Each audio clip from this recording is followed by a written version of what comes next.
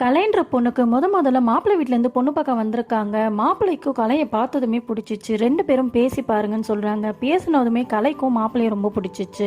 ஆனா பொண்ணோட அம்மா பேக்ரவுண்டை செக் பண்ணும்போது மாப்பிள்ளையோட தாத்தா வேற ஜாதி பொண்ணை கல்யாணம் பண்ணியிருக்கிறதுனால அந்த சம்மந்தம் வேணான்னு சொல்லிட்டு கலையோட அம்மா கல்யாணத்தை நிறுத்திடுறாங்க.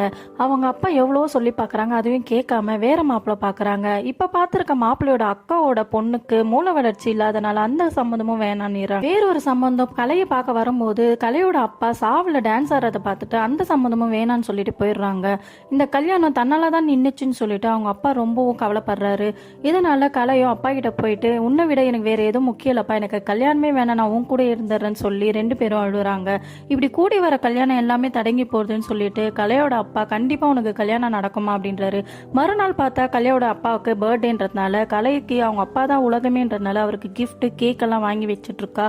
அந்த நேரத்துல கலையோட அப்பா பாத்ரூம்லயே வழுக்கி விழுந்து ஹார்ட் அட்டாக்ல இறந்து போயிடுறாரு. ஒரு வழியா கலைக்கு கல்யாணமும் நிச்சயமாகுது. அவங்க அப்பா இறந்ததுனால இன்சூரன்ஸ் காசும் வருது. அதை வச்சு கல்யாணம் பண்ணலான்னு பாக்குறாங்க.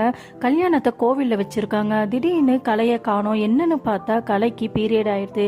கோவில்ல கல்யாணம்ன்றதுனால அவ உள்ள வராம எங்கேயோ போய் ஒளிஞ்சு உட்காந்துட்டு இருக்கா.